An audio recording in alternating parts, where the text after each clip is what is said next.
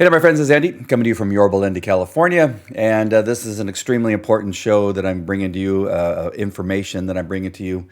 I will be including a couple links in the description for you to do your own research. I hate that when people tell you to do that, but you're going to be able to look into these things I'm going to be telling you so that you can see for yourself about what it is I'm telling you, that the reduction of education in PYLUSD is real. It's something that they're actively doing and have been doing for many, many years.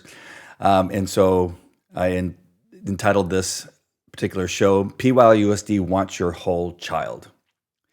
And they want to indoctrinate your kids and educate your kids in a form, but only if it applies to DEI, SEL, CRT, social justice, LGBTQ, racism, socialism, communism, and all the other isms that are not listed there.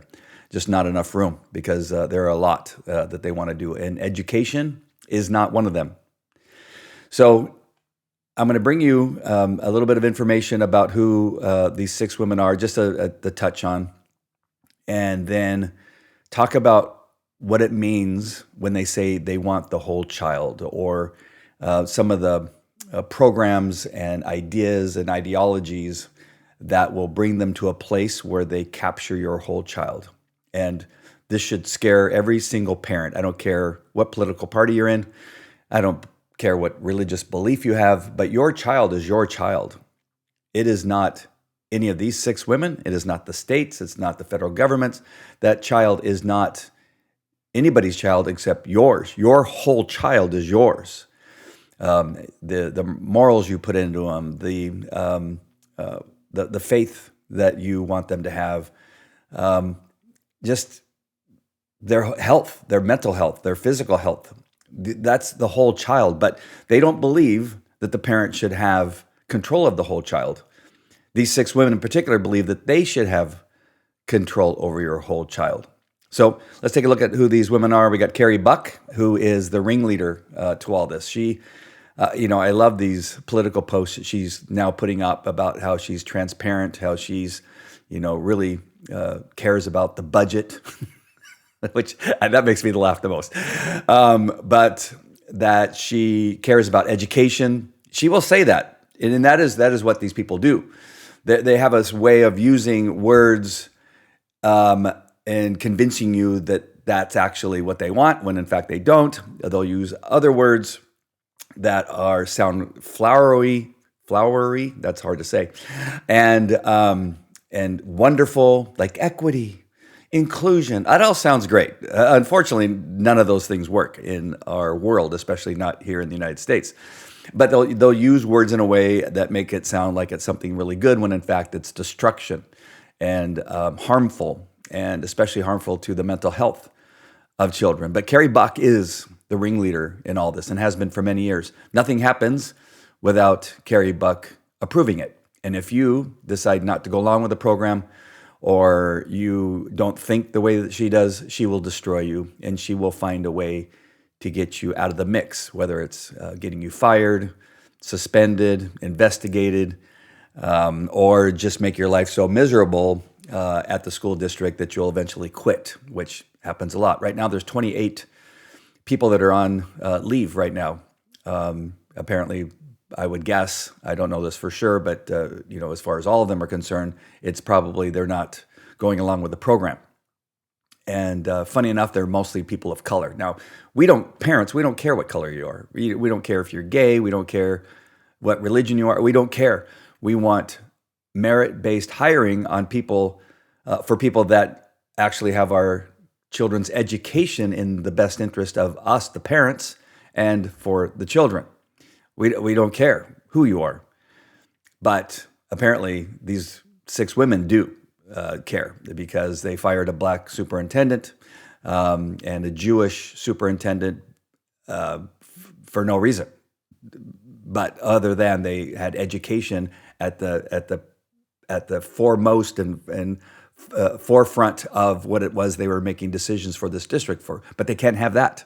Again, if you're bringing education, they don't have any need for you here at PYLUSD. Then you got Marilyn Anderson, who is probably She's just Marilyn Anderson. You got Trisha Quintero. It's saying Marilyn Anderson and Trisha just go along with whatever Carrie Buck tells them to do, and they say yes, ma'am, and they go along with it. Now, these three women, under the leadership of Carrie Buck, brought in Kym Esparza as a superintendent, who seemingly is incompetent, as I've been trying to tell you that she has been for the last several months. But I did not know that she did not know how to think very well, and so she had to hire an assistant to help her. And calls Ellen Mary Hickman her thinking partner, because Kym can't do things on her own. You should think you would hire somebody to do a job that she could do it, but she apparently said she can't do it, and so she needed help doing her job, and she brought in Ellen Mary Hickman. More about her in a minute. And then we have Candace Perez Pelt, who goes by Candace Perez. Now, apparently. I don't know what happened to the Pelt. But she's the Deputy Superintendent, Academic Leadership Team. I guess that she's in charge of the academic. Okay, that's scary, and you'll find out why in just a minute. Now, just to kind of give you some background and some information that I think you need to know, is that Kym makes about $350,000 a year. That's what I've been told. I don't know if that includes benefits and other things that actually take that a little bit higher. But at the base salary, I believe it's $350,000. And so Kym hired Ellen Mary Hickman at $177,000. And Ellen Mary apparently only works 3 days a week, according to the people that have reported to me that she's hardly around.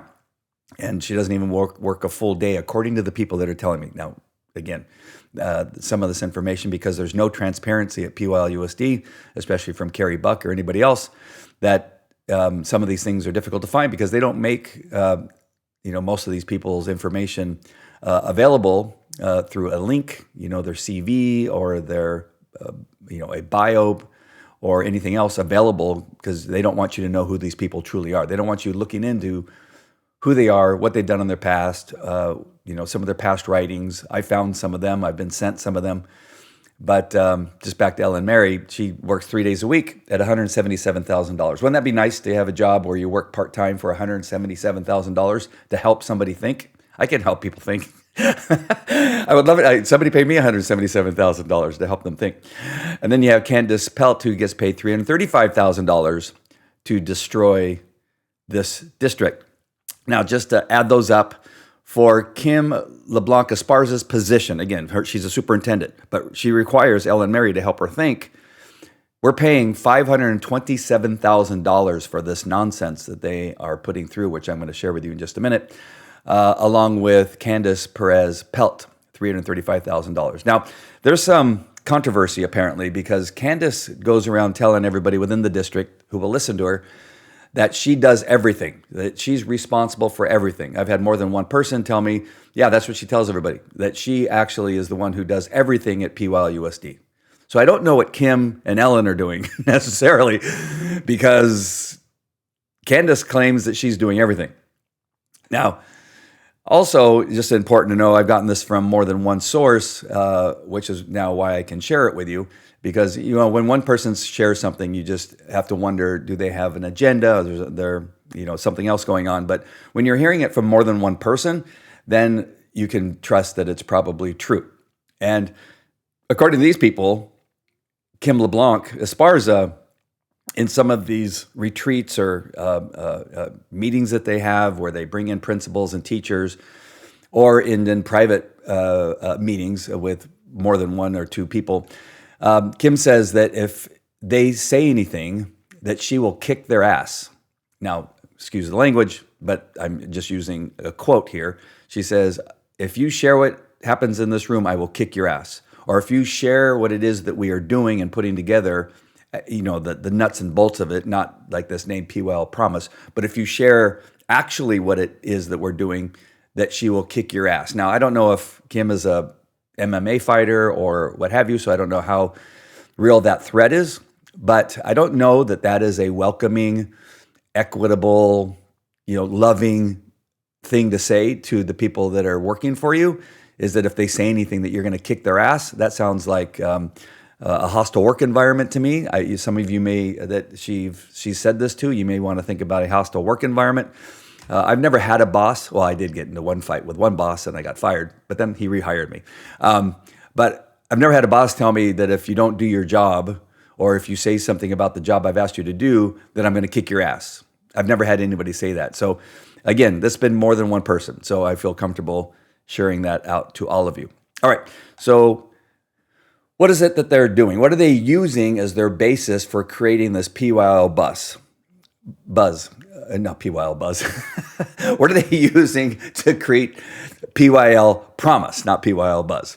That's a whole nother group of people that are just crazy. But PYL promise, what are they using to create this system of indoctrination, the strategic plan that PYLUSD is using? Well, they're using two organizations. One's called the Wallace Foundation, and the other one is the Swift Education Center. Now, this is one of the things that Kym told people that if this information got out, that she would kick their ass for sharing it. But they shared it with me. But the Wallace Foundation and the Swift Education Center. So just give me a second. You're going to have to look at me for a moment while I change screens here. But these links will be in the description. And now going back to my screen, here is a PDF of what it is they're using as the source of the PYL promise that they're creating. And this is from July 2023. And it's called A Culturally Responsive School Leadership Approach to Developing Equity-Centered Principles, Considerations for Principal Pipelines. And you'll see down here that it says Wallace. That is the organization that they're using. Now, I'm not going to read this whole thing because it's very long. And again, the link is in there for you to use. But let me go to page 7 just to kind of give you an idea of what it is they are saying here. So just this one part should tell you everything that you need to know. So the CRSL approaches to principal preparation programs.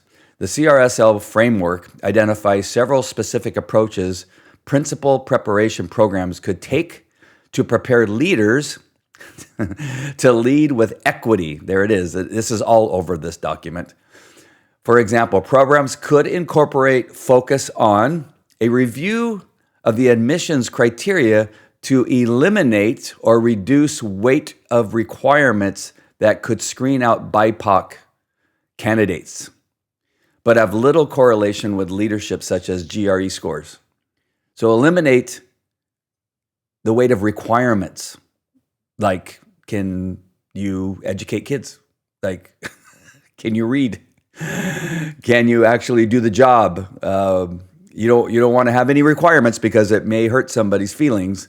Or require candidates to grapple with equity issues as part of admissions process with interview questions about equity challenges, role-playing activities, and analysis. So that's just an example. Again, read the whole thing. Equity and inclusion is all in there. So the other one is the Swift Education Center. Now this one, these are all PDFs. All these links right here link the PDFs that then link to more PDFs. But it's all the same thing. So it's really important that you understand that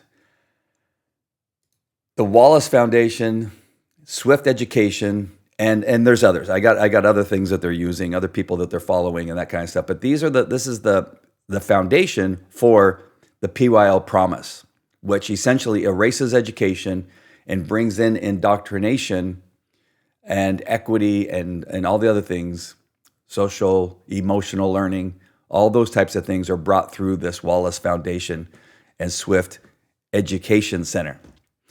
And so I want to take you back to the video, and just in case you missed my other, my previous video, there's something you have to hear from Carrie Buck's mouth. Remember what I told you. She is responsible for all of this. She's brought in the people. She's approved them to start working on this PYL promise. She's approving the PYL promise strategic plan. And this all stems from her. The good news is we have her on video admitting it. So you can't say that I'm making this all up. She never said that. She never said that she doesn't want education. She never said that it's about the whole child. And so here's a video that I'm going to share with you that she says it out loud in a school board meeting. Now, when I show you the screen of the video, you're going to see the student board member. And the only reason that she has to be on the screen, and unfortunately she's on there, I don't really want to drag her into all this, but that she just happens to be on the screen when Carrie Buck start talking. And it's before the camera transitions over to Carrie Buck. So watch this video. That was great. My favorite part are the 3 key priorities: rooted in connection, ready for tomorrow, and stronger together. None of those things on the surface say education. It really is about the whole child and supporting them in their growth growing up to make sure they're successful adults. So I'm also thrilled and looking forward to it. So thank you for all the hard work and all of the time and investment into this. It's going to pay off. Well, all the time investment, it really wasn't that much. What they did is they copied and pasted from the Wallace Foundation and the Swift Education Center, and just created this PYL promise out of all that information. So they took basically something that was already created, and it really did no hard work. But the important part about what she said there, again, you heard it in her own words, that her favorite part about the whole thing is that it says nothing about education and that it's about the whole child. So again, that's extremely important, and because the whole child is their goal. They want your whole child. And I know I keep saying that, but I want it to get into your heads. If you're one of the people that are watching that simply have just ignored what I've said over the last several years, or you don't like what I've said, it doesn't matter who you are. You should not want the school or a teacher or a principal or a vice principal or a counselor to have anything to do with your whole child. I think that's common sense. So I want to share with you what Grok says about what they mean when they say the whole child.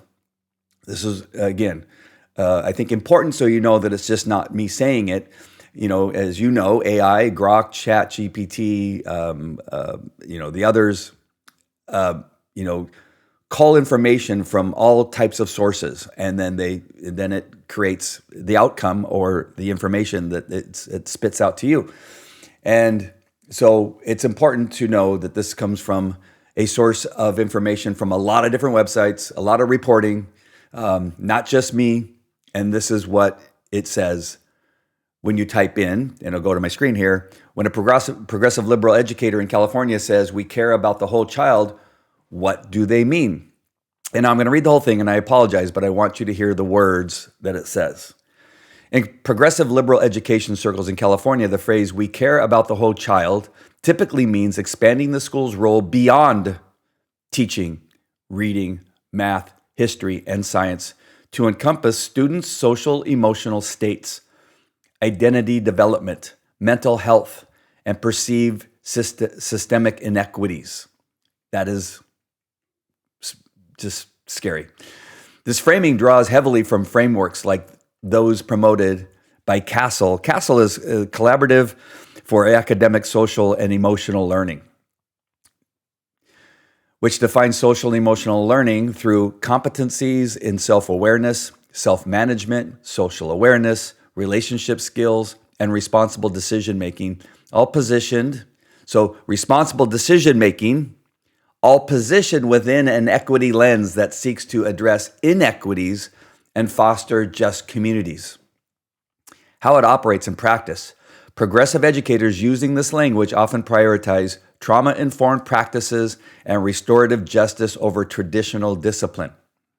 That means not punishing the actual person who's committing the crime or the misbehavior. They actually don't discipline them, but the person that reports it is one example of informed practices and restorative justice over traditional discipline. Curriculum elements that emphasize racial and gender identity exploration, collective social justice themes and emotional processing, partnerships that can extend school influence into family and community dynamics, sometimes framing traditional parental views as barriers. In other words, telling the children that your parents are the problem. De-emphasize on standardized testing, grades, or homework when they conflict with well-being goals, I'll talk a little bit more about that later on, but that simply means that GATE is gone and will be taken out of schools, and then special ed will be gone and taken out of schools, and all the kids will just be mixed into one classroom and taught at a low level so that everybody can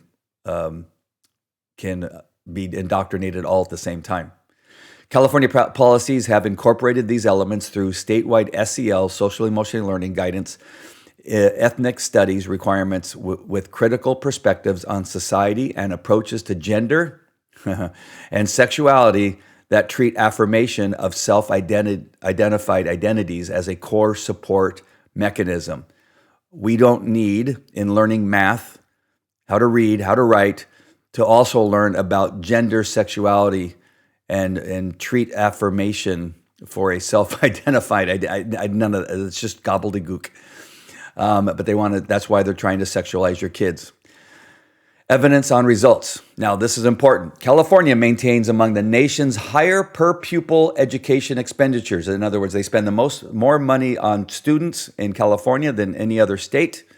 Despite this investment, statewide student performance on national assessments has shown persistent challenges, with proficiency rates in core subjects lagging national averages in multiple recent cycles and notable gaps remaining across demographic groups. Chronic absenteeism and post-pandemic learning recovery issues have compounded concerns in many districts. Proponents maintain the holistic attention to emotional and social factors improves engagement and equity, citing SEL research linking it to modest gains in behavior and some academic metrics when implemented narrowly. They argue modern students face unique pressures from family instability, technology, and societal divisions that academics alone cannot address. Again, you see this here with family instability. They want to blame the family and want the children to know it's not your fault, it's your parents' fault. Stronger critiques. Critics contend the phrase often serves as a rhetorical shield for shifting priorities away from knowledge transmission and cognitive rigor toward ideological formation. Explicit ties between SEL framework and DEI objective appear in major program materials, which frame education as a tool for examining and interrupting inequitable policies, rather than transmitting established content. So that's important. Frame education as a tool for examining, interrupting inequitable policies, and it goes on. So not educating kids to read, write, count, and think, but using education as a tool instead. This approach has correlated in practice with introduction of contested concepts on race essentialism and gender as fluid spectrum from early grade. So starting in pre-K, they're going to start talking to your kids about gender and that there's 50 of them. There's not just two. Reduced emphasis on objective standards in favor of subjective growth and identity affirmation. Subjective. Conflicts with parents over transparency on social transitions or curriculum content. They will conflict with parents. Traditional and evidence-based alternatives focus first on mastery of foundational skills through structured instruction, such as systematic phonics and explicit knowledge building. Character and resilience developed through consistent expectations, personal accountability, all good things, and age-appropriate challenges, fantastic, rather than therapeutic or activist overlays. States and districts emphasizing these basics alongside parental authority have frequently shown stronger academic trajectories and fewer cultural flashpoints. So the opposite of what they're trying to tell you to do occurs when you do involve parents and have good expectations or high expectations and ask for personal accountability. It's the opposite when parents are involved and high standards are held. The gap between the caring rhetoric and measurable academic outcomes remains a central point of contention in California education debates. Parents and reformers increasingly view the whole child formulation as code for schools assuming expansive authority over areas historically reserved for families. Couldn't have said it better myself. Grok did a great job of explaining what they mean by the whole child, what Carrie Buck means by the whole child. Again, I simply want you to take this information, look for the links in the description, and look at for yourself. You can grok it yourself. You can do other things, talk to people, and understand what I'm sharing with you and what we'll be sharing you in the future with other videos is going deeper into what's happening at PYLUSD. Now, one last thing, if you've watched this far and you have children in other districts, this is happening in your district too. Our person who's bringing this into PYLUSD happens to be Carrie Buck, who needs to be voted out in November. But you have this happening too. If you're in California, if you're in some of these other schools, districts like in Baltimore or Chicago or in New York, these are things that are happening there. All school districts with the poorest outcomes in regard to education. This same group of people that put together the SWIFT and the the Wallace Foundation. Sorry, forgot what they were called. The Wallace Foundation and SWIFT. These are not just tied to California. These are being used in other districts across the country.